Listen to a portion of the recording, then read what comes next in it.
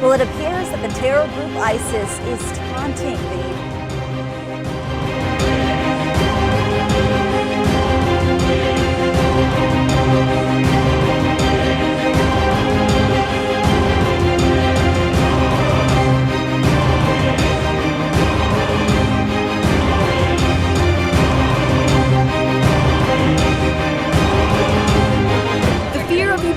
in affected countries and beyond is palpable. A man in Guinea suspected of having the gruesome disease.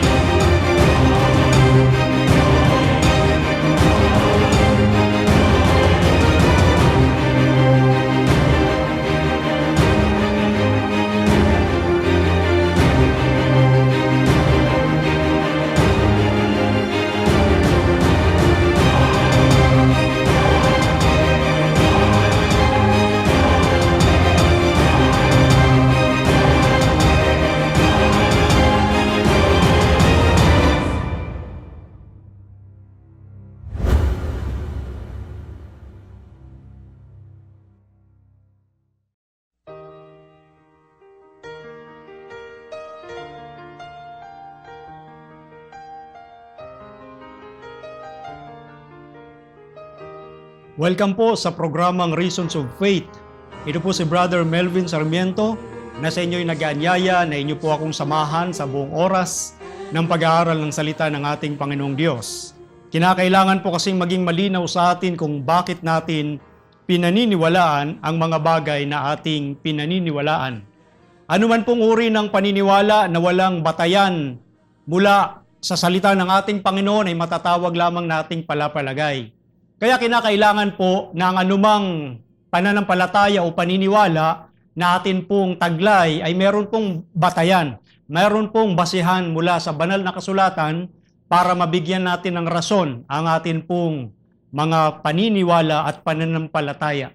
Ang atin pong paksa na pag-uusapan ngayon ay may kinalaman sa kaligtasan. Kapag pinag-usapan yung salitang kaligtasan, marami pa rin po ang hindi nakakatiyak na sila po'y ligtas. Kahit sa mundo ng sangkakristyanuhan, meron pa rin hindi nakatitiyak kung talaga bang sila'y ligtas na o sila'y nag-aalangan, sapagkat ang usaping ito ay kinakailangan na mabigyan po natin ng lubusang linaw sa ating puso't isipan upang kung magkagayon, ang kaligtasang ito ay masabi rin natin sa iba at atin pong maibahagi sa kanila ang karanasan ng kaligtasang buhat sa atin pong Panginoong Hesukristo. At kung kaligtasan ng pag-uusapan, ang sinasabi ng Biblia sa Efeso 2, talatang 8 at 9 ay ganito: sapagkat sa biyaya kayo'y nangaligtas sa pamamagitan ng pananampalataya. At ito'y hindi sa inyong sarili. Ito'y kaloob ng Diyos, hindi sa pamamagitan ng mga gawa upang ang sinuman ay huwag magmapuri. Sinasabi po ng banal na kasulatan na ang kaligtasan ay sa biyaya. Ito po'y makakamtan sa pamamagitan ng pananampalataya. Ipinapaunawa ng talata na hindi po nag-uugat sa ating mabubuting mga gawa, kaya po tayo maliligtas. Kundi ipinapaintindi at ipinapaunawa ng ating Panginoon na ang kaligtasan ay biyaya. Ito'y kaloob o regalo ng Diyos. Ito po ay malinaw na isinasaad sa banal na kasulatan ang prinsipyo ng pagliligtas o kaligtasan na ipinagkakaloob ng Diyos ng libre sa sangkatauhan. Kaya nga ayon kay John Wesley na isang founder ng Methodist Church, isa lang ang gusto kong malaman, ang daang patungo sa kaligtasan. Yun po ang kanyang ninanasa at ako po'y naniniwala na maging kayo po at sino man sa mga tao sa sanglibutang ito na nagnanais ng kaligtasang mula sa ating Panginoong Diyos ay nagnanais sila na lubusan itong maunawaan upang kanila din pong maibahagi. Ano ho? Ngayon, pag pinag-usapan ng kaligtasan na natatamo sa biyaya ng Diyos, ito po'y sa relasyon sa isang persona, walang iba kundi ang ating Panginoong Hesukristo.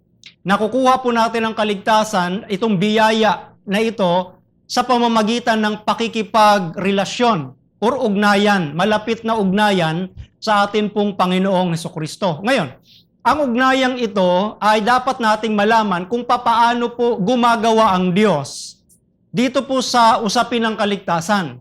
Para tayo po'y makatitiyak nga na ang kaligtasang ito ay nasa atin at ipinamumuhay natin ito, mga kaibigan. Ngayon, bago dumating ang kaligtasan, ang pagnanais ng kaligtasan sa isang tao, nangangailangan po siya ng sumbat mula sa banal na Espiritu.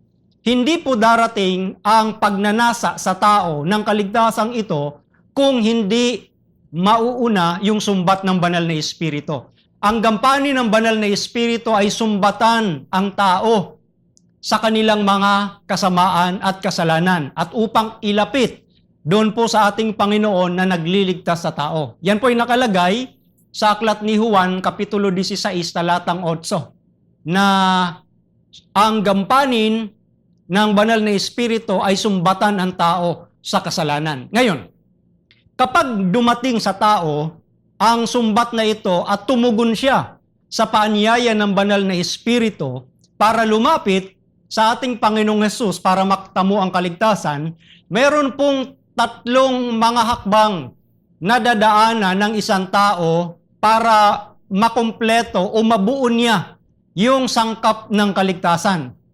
Tama po, tatlong mga hakbang. Una na dyan, ang prinsipyong dapat nating malaman ay yung cleansing, paglilinis sa ating mga kasalanan. Ikalawa, yung power to overcome sin o yung kapangyarihan para mapagtagumpayan ng kasalanan at upang masunod natin ang kautusan ng Diyos. Ikatlong hakbang ay yung may kinalaman sa rescue. Ililigtas tayo ng Diyos sa panahon ng kanyang pagdating. Ililigtas tayo sa sanglibutang ito na puno ng sakit, kamatayan at pagdurusa.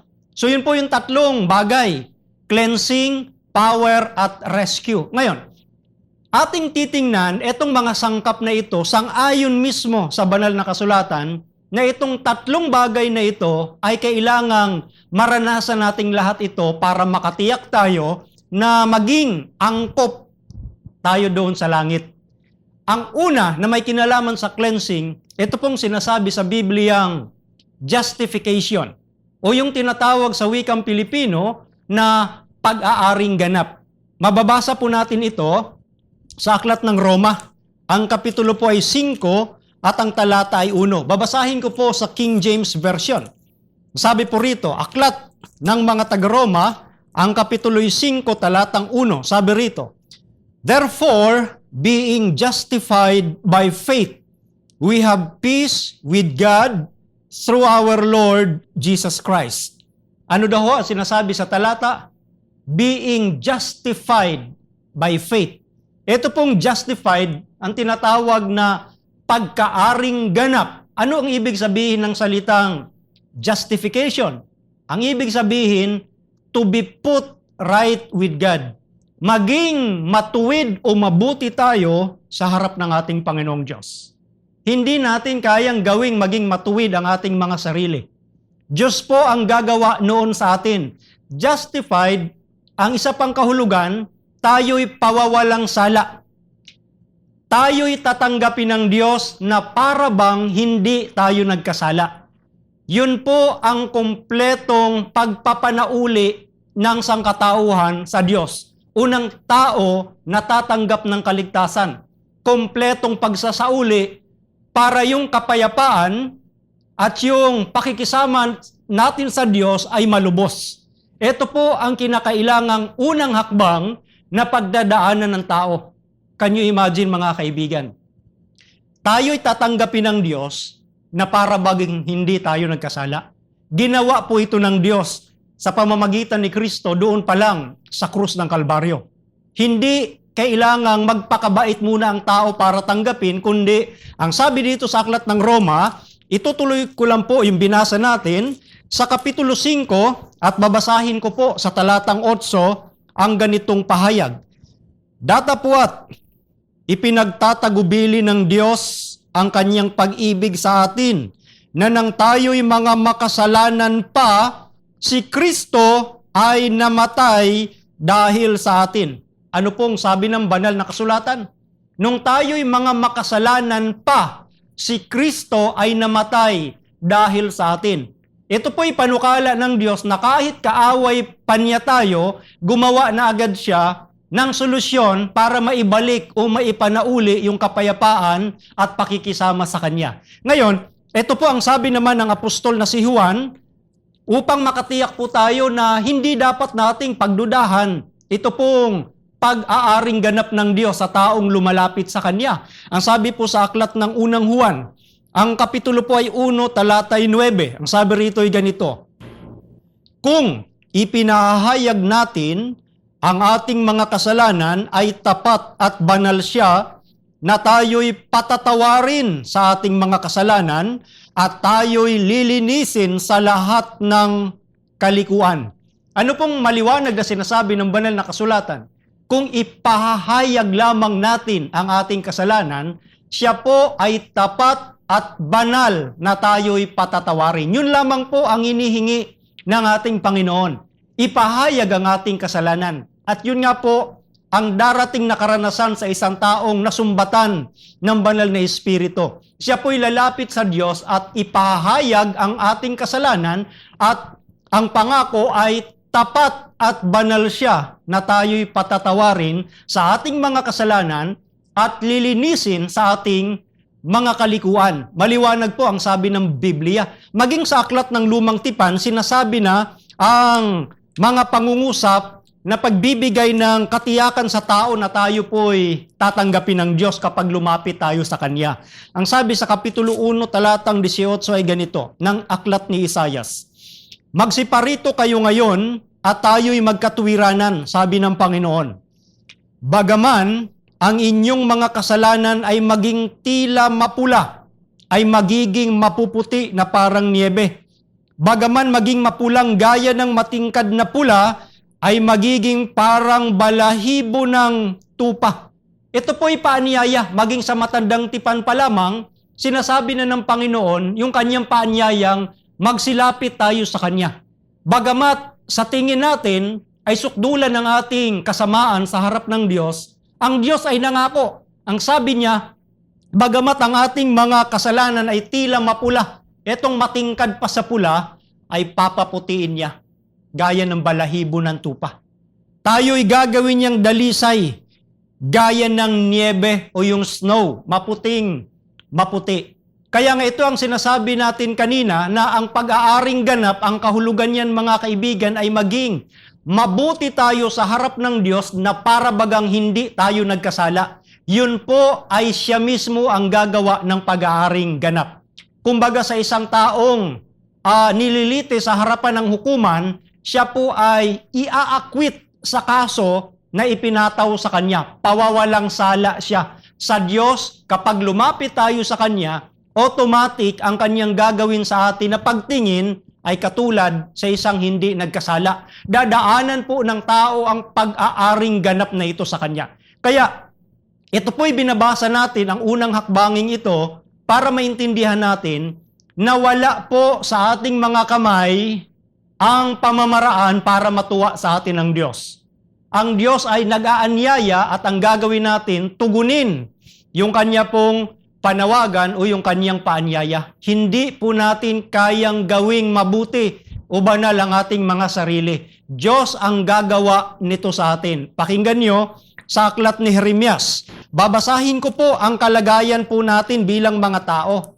Para doon sa mga nag-iisip na kaya nating mapapurihan ang ating pong Panginoong Diyos sa pamamagitan lamang ng ating sariling lakas. Pakinggan niyo po ito. Jeremias, Kapitulo 13, talatang 23. Makapagbabago baga ang Etiope ng kaniyang balat o ang leopardo ng kaniyang batik? Kung magkagayoy, mga kagagawa naman kayo ng mabuti na mga bihasang gumawa ng masama. Ito po yung kalagayan o likas ng isang tao. Inihambing o inihalintulad sa isang Etiope na Hindi makapagbabago ng kanyang balat. Kaya ito po ang tanong na ito ni Propetang Jeremias ay rhetorical. Makapagbabago baga ang Ethiopia ng kanyang balat? Of course not. Hindi niya kayang baguhin yung kulay ng kanyang balat. Ang balat na maitim ay hindi niya kayang paputiin. So, ipinahayag doon yung pagiging imposible ng kalagayan ng tao. Katulad din sa paghahambing sa isang leopardo na hindi niya kayang baguhin yung kanyang batik o yung kanyang spot. Di ba ang tigre o tiger, ang kanya naman ay stripe. Ito pong leopardo ay spots. So ang tanong ni Prophet Jeremias, makapagbabago baga ang leopardo ng kanyang batik? Sa makatuwid, hindi pwedeng mangyari sa pamamagitan ng kanyang kapangyarihan. So ganun din ang tao. Makagagawa naman tayo ng mabuti, ngunit bihasa na gumawa ng masama. Pag sinabing bihasa, ang ibang synonym noon ay dalubhasa o sa ibang wika ay expert, specialist, ay talagang sanay na gumawa ng masama. Ganun po ang tao. Makagagawa tayo ng mabuti, pero bihasa tayo sa paggawa ng masama. Kaya hindi pwede na mapapurihan natin ang Diyos sa pamamagitan lamang ng sarili nating lakas. Kaya nga, ang unang hakbang ng kaligtasan ay manggagaling mismo sa Diyos ang pag-aaring ganap. Ang gagawin lamang ng tao, tugunin ang panawagang ito.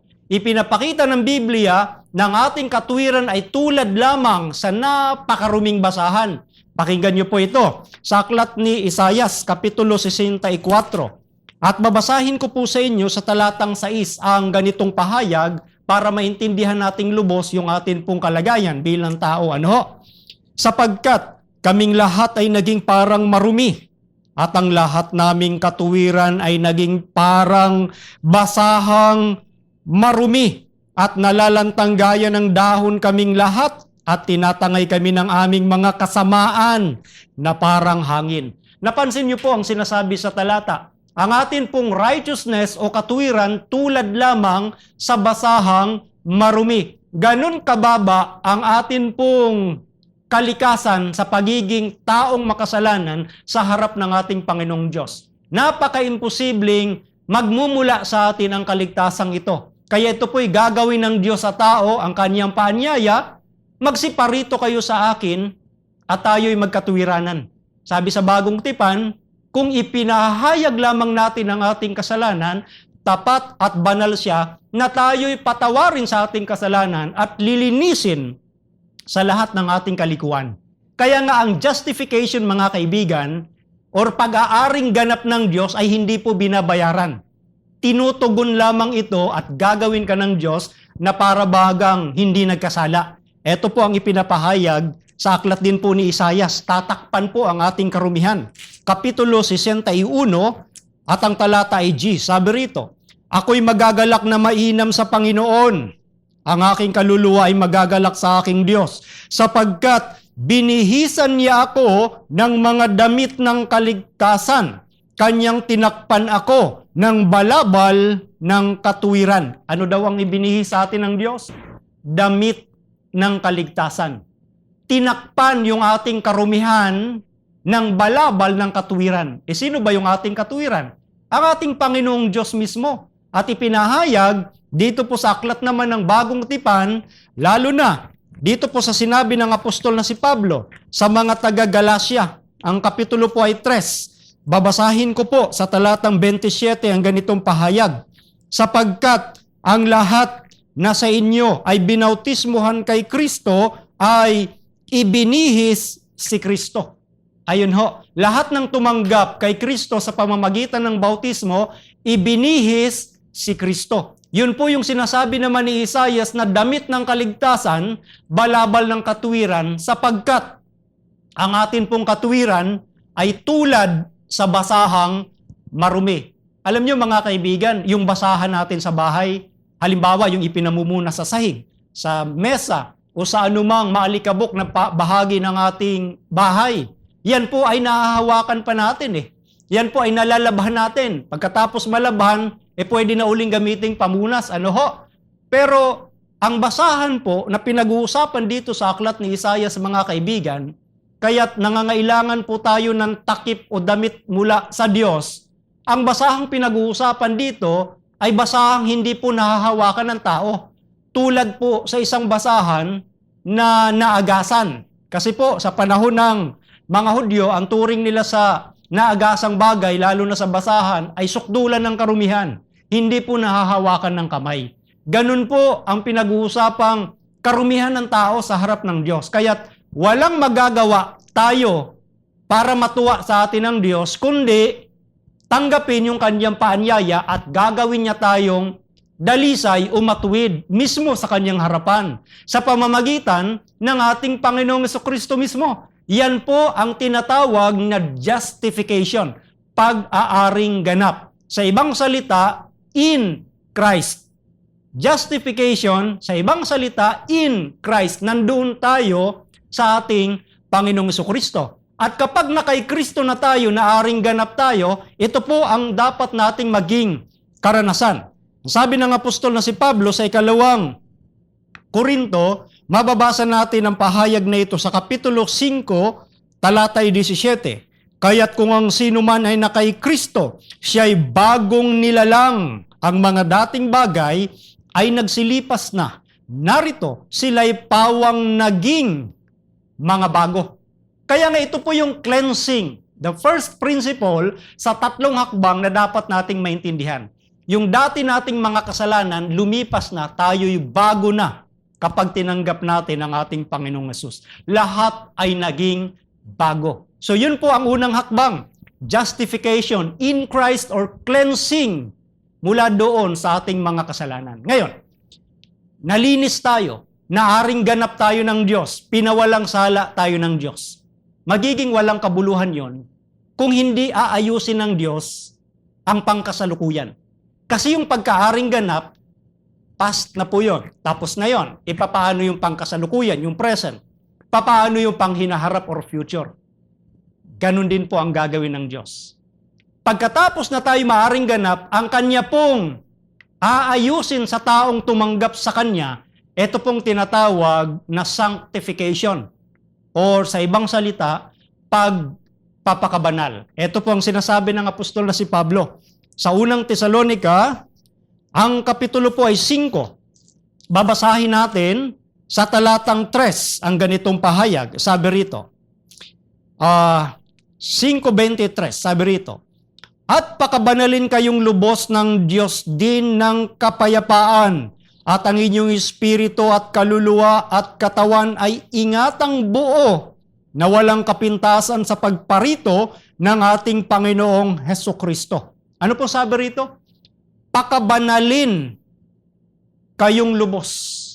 Ito po yung sanctification na tinatawag. Isa-sanctify tayo.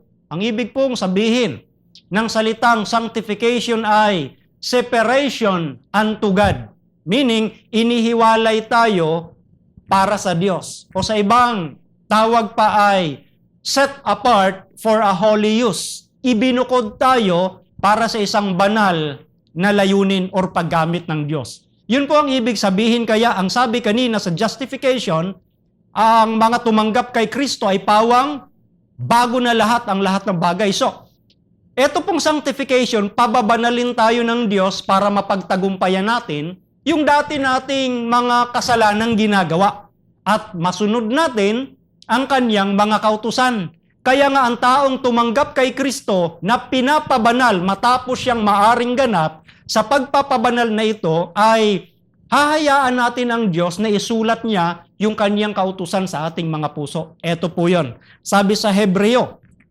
pakinggan niyo sa Kapitulo 8 ang talatay, sapagkat ito ang pakikipagtipang aking gagawin sa sangbahayan ni Israel. Pagkatapos ng mga araw na yaon, sinasabi ng Panginoon, ilalagay ko ang aking mga kautusan sa kanilang pag-iisip at sa kanilang mga puso, ay aking isusulat ang mga ito at ako'y magiging Diyos nila at sila'y magiging bayan ko. Sa mga taong inaring ganap ng Diyos, papahintulutan nila na isulat ng Diyos yung kanyang kautusan sa kanilang puso at sa kanilang pag-iisip kasi pinababanal na tayo ng Diyos para tayo'y maging mananagumpay. Magtatagumpay tayo sa dati nating mga kasalanang ginagawa. Yun po ang gagawin ng Diyos sa pagpapakabanal na tayo'y magiging masunurin sa Kanya. Ito din po ang kapahayagan sa Aklat ng Lumang Tipan, sa Aklat ni Ezekiel. Ang kapitulo po'y 36. Babasahin ko po ang kapahayagan ng atin pong Panginoon.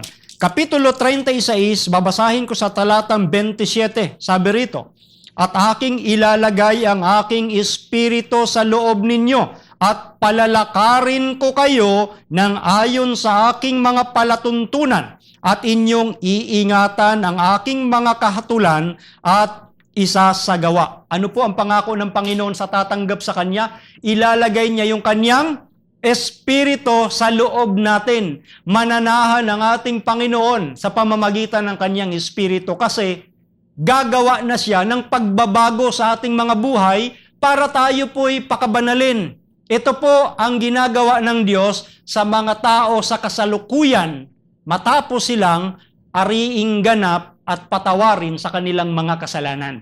Ito pong ikalawang hakbang ay napakahalaga ito mga kaibigan sapagkat matapos na tayo'y maaring ganap, kung hindi naman tayo mapabanal, hindi rin natin makikita ang ating Panginoon.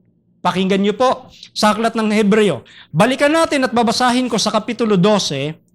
Ang talata po ay 14. Ang sabi rito ay ganito, "Sundin ninyo ang kapayapaan sa lahat ng mga tao at ang pagpapakabanal na kung wala ito'y sinuman ay di makakakita sa Panginoon." Kapag wala yung pagpapakabanal or sanctification, holiness, hindi rin natin makikita ang Panginoon. Kaya nga mga kaibigan, huwag po tayong maniniwala na kapag iniligtas na tayo ng biyaya ni Kristo, na aring ganap na tayo, ay hindi na nangangailangan ng pagsunod sa kautusan. Hindi po ganun ang sinasabi ng Biblia. Sa mga taong inaring ganap, hahayaan natin na isulat ng Diyos sa ating puso't isipan ang Kanyang mga kautusan. Kaya nga doon mananahan yung Kanyang Espiritu sa loob ng taong masunuri na pinapabanal ng Diyos. Inihiwalay sa mga dating paraan ng pamumuhay at lumalakad sa bagong landas, bagong buhay. Kaya nga ang ibang katawagan ng salitang sanctification or pagpapakabanal is like Christ. Kumbaga sa justification or pag-aaring ganap in Christ, ito namang pagpapakabanal like Christ. Magiging katulad tayo ng ating Panginoon na masunurin. Kaya nga, maliban na tayo po'y magpakabanal, hindi natin makikita ang ating Panginoon. Sa pagpapakabanal mga kaibigan, hindi po ang atin pong kapangyarihan ang nagdudulot ng lakas para po tayo'y magtagumpay. Yun pa rin po ay kumakatawan sa tulong o biyaya ng Diyos na ang Kanyang biyaya ay sapat sa ating kahinaan at tayo po'y binibigyan niya ng tagumpay para hindi na natin balikan yung dating paraan ng pamumuhay. Yan po ang ginagawa ng sanctification. Diyos pa rin ang gumagawa. Tandaan po ninyo, yung ikalawang hakbang, aside from cleansing, power to overcome sin and to keep God's commandment. Kapangyarihan para mapagtagumpayan ang kasalanan. Yun po ang kalagayan o karanasan ng taong pinapabanal ng Diyos. Ngayon, eto, matapos na tayo'y ariing ganap, yung ating mga dating kasalanan ay tapos na, tayo ay pinapabanal, binibigyan ng kapangyarihan para magtagumpay sa kasalanang dati nating ginagawa. Mababaliwala lahat yon kung hindi gagawin ng Diyos yung ikatlong hakbang. Ito po yung i-rescue niya tayo mula sa sanglibutan puno ng sakit, kamatayan at lahat ng suliranin. Ito po yung tinatawag na glorification or pagkamaluwalhati. Babasahin ko po dito sa King James Version, dito po sa Aklat ng Roma, ang kapitulo po ay 8. Sa Aklat ng Roma, ang kapitulo ay 8 at babasahin ko po sa talatang 17 ang ganito pong pahayag. Sabi rito, "And if children, then heirs, heirs of God, and joint heirs with Christ, if so be that we suffer with Him, that we may be also glorified together. We suffered with Christ and we also glorified together. Ito po yung pagkamaluwalhati or glorification. Babasahin ko naman sa wikang Pilipino. Dito po sa Aklat ng Roma 8:17. Ang sabi rito ay ganito. Pakinggan niyo po ito. Sabi rito, at kung ang mga anak ay mga tagapagmana nga, mga tagapagmana sa Diyos at mga kasamang tagapagmana ni Kristo, kung gayon nga, makipagtiis tayo sa Kanya upang tayo'y lumuwalhati namang kasama Niya. Ito na nga yung to be glorified together. Kasama Niya, kailan? Yun po yung panahon ng pagdating ng ating Panginoong Jesucristo. Ito po yung glorification. Ito po yung rescue. Ililigtas tayo ng Diyos. Ito po yung culmination, realization. Ito po yung lundo o dulo ng kapangakuan ng kaligtasan. Aalisin niya tayo sa mundo ng sakit, kamatayan at lahat ng uri ng pagdurusa. Mangyayari yon sa kanyang pagdating. Kaya pag sinabing glorification, ito po yung karanasan mula sa katawan na may kamatayan patungo sa katawan na walang kamatayan. From mortality to immortality. Doon natin tatanggapin yung immortality. Pakinggan nyo ha. Babasahin ko muna itong sinabi ni Pablo sa mga taga-Pilipos. Pakinggan nyo po ito. Sa mga taga-Pilipos, ang kapitulo po ay 3 at babasahin ko po sa talatang 20 at 21 ang ganitong pahayag. Sapagkat ang ating pagkamamamayan ay nasa langit. Mula doon ay hinihintay naman natin ang tagapagligtas, ang Panginoong Jesucristo, na siyang magbabago ng katawan ng ating pagkamababa upang maging katulad ng katawan ng kaniyang kaluwalhatian ayon sa paggawa na maipagpapasuko niya sa lahat ng mga bagay sa Kanya. Ito po yung sa panahon ng pagkahayag, sa pagdating ni Kristo, babaguhin niya yung ating katawan patungo o katulad ng katawan ng ating Panginoong Jesucristo na sa kaluwalhatian. Babasahin ko po ito naman sa King James Version yung binasa natin para lubos nating makita yung glorification na pinag-uusapan dito. Ang sabi rito, Philippians chapter 3 verses 20 to 21.